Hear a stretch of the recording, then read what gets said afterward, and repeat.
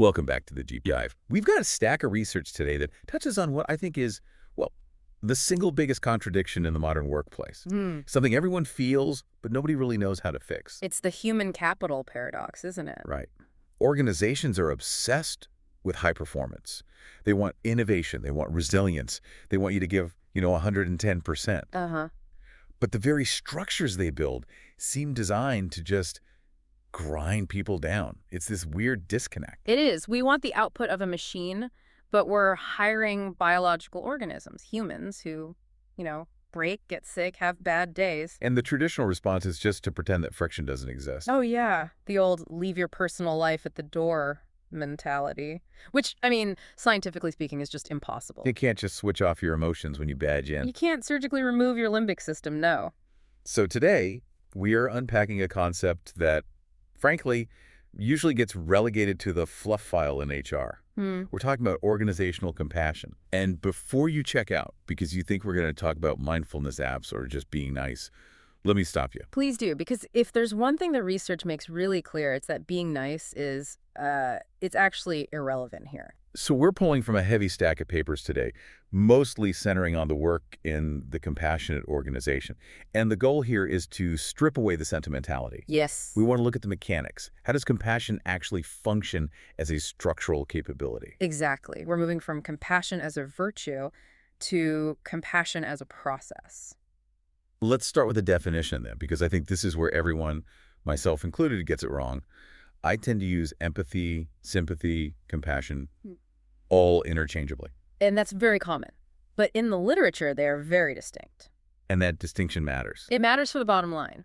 The research defines compassion very strictly as a three-part process. If you miss one part, it isn't compassion. Okay, lay them out for me. Part one is noticing. You have to actually perceive that suffering is present. Part two is empathizing.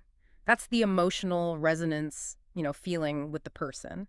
But part three is the kicker. Which is? Part three is responding. Responding. You must take action to alleviate the distress. See, that's where I get stuck. Yeah. Because taking action sounds expensive. Mm-hmm. If I'm a manager and my employee's going through a messy divorce, I can't fix the divorce.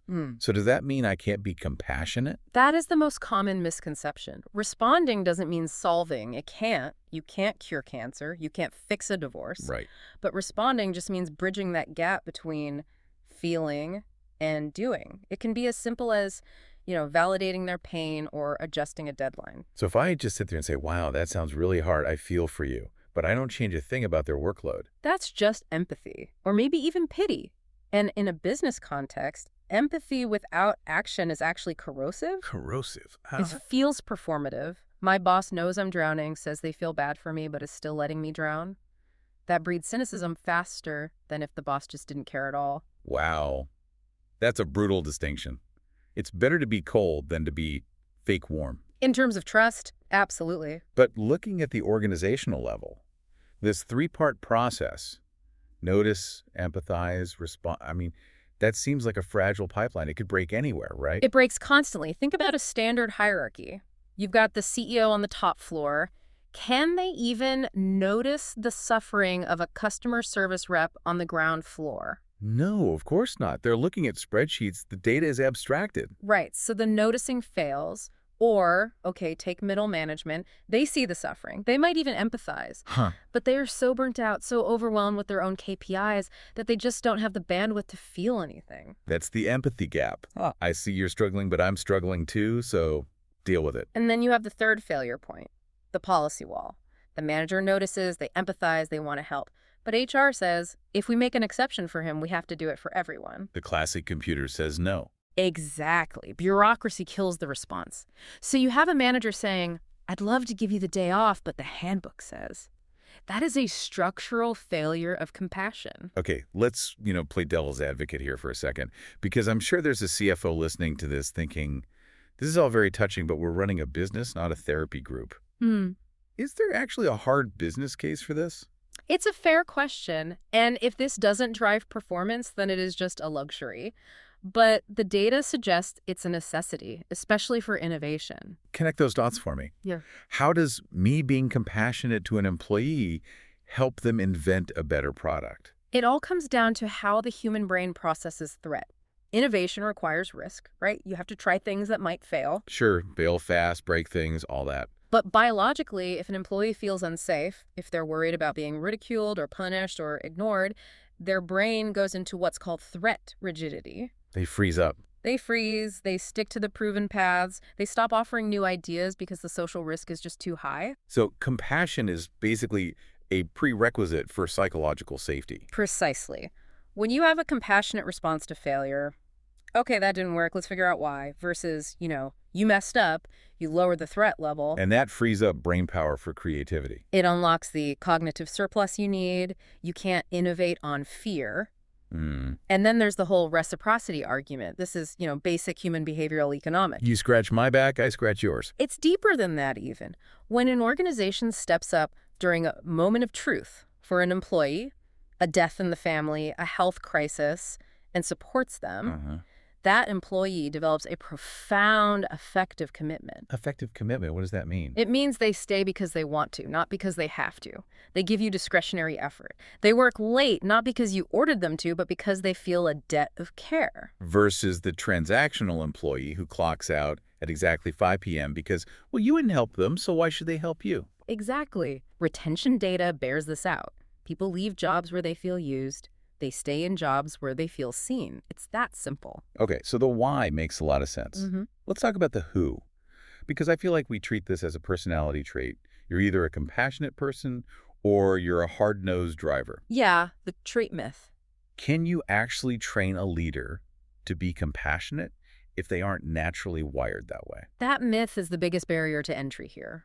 We think you either have it or you don't.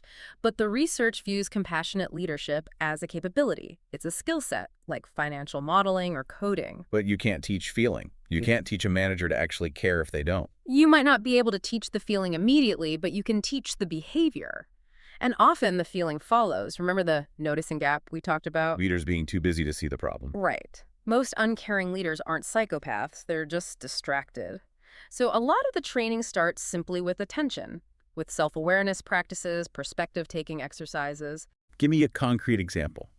How do you train, say, a banker to be compassionate? Well, in financial services, where the culture is notoriously high pressure, the training is shifting towards sustainability. No. They frame it not as being nice, but as maintenance. I like that. You can't drive a car at 100 miles per hour forever without changing the oil.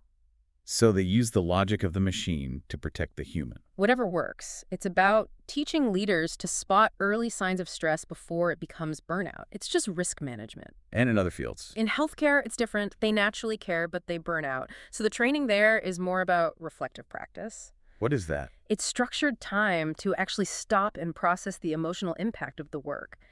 Instead of just rushing to the next patient, you take a moment to acknowledge, wow, that was heavy. This brings up the remote work issue. If I'm managing a team on Zoom, I can't see them. I don't know if they're crying off camera. How do I notice anything? That is the modern challenge. You lose all that peripheral vision. You don't see the slumped shoulders or the tired eyes. So what do? You have to replace that visual data with active inquiry. You mean just asking questions? So not just, how are you? Because everyone says fine. Right. You have to ask specific questions like, what is blocking you right now? Or how are your energy levels this week on a scale of 1 to 10?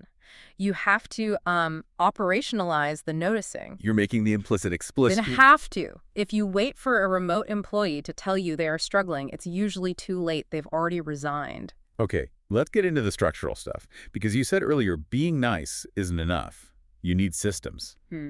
The source material talks about well-being rounds. That sounds, well, it sounds a bit like a kumbaya circle. I know, it does. It comes from medicine originally. But a well-being round is really just a dedicated, protected time where the team discusses the challenges of the work, not the tasks of the work. So we're not talking about how do we fix this project. We're talking about how is this project affecting us? Exactly. And the skeptic says that's a waste of billable hours. But here's the reality. If you don't have that outlet, the stress leaks out anyway. It leaks out in errors, in conflict, in passive-aggressive emails. So it's a containment vessel. It normalizes the struggle. If everyone admits this client is really draining me, then the one person who is struggling doesn't feel broken. They feel normal. And that is psychological safety in action. What about peer-to-peer? Because, frankly, my stress usually comes from my coworkers, not just my boss. Peer support is crucial, and you can structure that too. Look at the concept of coverage protocols in retail or shift work. How does that work? Well, usually if you have a crisis and can't make your shift, it's panic mode. You're texting everyone, begging for coverage. It's humiliating and stressful. The "can anyone take my Tuesday" group text of doom. Right. A compassionate organization has a protocol, a pre-agreed plan. If X happens, we trigger plan Y. The team knows how the work gets redistributed. The guilt is removed because the system handles it, not the individual. That's smart. It turns a personal favor into a professional process. And in engineering and tech, they call them help pools. Engineers can volunteer hours to a central pool, and then colleagues can draw from that pool when they're underwater on a project. I like that. It frames it as resource allocation rather than, charity. Exactly. Engineers hate asking for help, but they love load balancing. It's the same function, different name. But this all assumes the company lets you do it. We talked about the policy wall. I have seen so many times where a manager wants to be compassionate, but the rules are just too rigid. You need policy hacks for that. For example, emergency assistance funds with really simple applications. If an employee's house burns down, they shouldn't have to fill out a 20-page requisition form and wait 30 days. You give them the cash now, you figure out the paperwork later. Right, or return-to-work programs. Standard corporate policy is often binary. You're either sick and off, or you're healthy and 100% on. Which is nonsense. Recovery's a curve, not a switch. So a compassionate policy allows for a phased return. Maybe 50% for 2 weeks, then 75%. It acknowledges the biological reality of getting better. But isn't that expensive? Paying someone a full salary for part-time work. Is it? Compare it to the cost of them quitting and you having to recruit, hire, and train a replacement from scratch. Yeah. That phased return is a bargain. Touché. Okay, I want to pivot to something the source material flagged as a major risk. Compassion fatigue. Because if I'm a manager and I'm doing all this, noticing, empathizing, responding, and I'm doing it for 10 different people, I'm going to crash. This is the dark side. It's so important. Compassion is a resource. You can run out. If you are constantly absorbing the trauma or stress of others, you get what's called secondary traumatic stress. It's not just being tired then. No, it's much deeper. It's cynicism. It's depersonalization. You start looking at your employees or your patients as just problems to be processed rather than people. It's a defense mechanism. So how do organizations stop their most compassionate people from burning out? You need institutional support. One of the gold standards mentioned in the research is something called Schwartz rounds. We mentioned rounds earlier, but this is specific, right? Yes. It originated in hospitals. It's a forum where staff doctors, nurses, porters, everyone gather to discuss the emotional and social aspects of their work. But here's the key. It is non-hierarchical, and it is not about problem solving. Wait, if they aren't solving the problems, what's the point? The point is processing. If a patient dies or a family is abusive, you don't need a fix. You need to know you aren't alone in feeling gutted by it. I see. When the senior surgeon admits, that case really kept me up at night, it gives permission for the junior nurse to feel human, too. It flattens the hierarchy of suffering. Exactly. And outside of hospitals, this just looks like good workload management. You cannot rely on heroic compassion.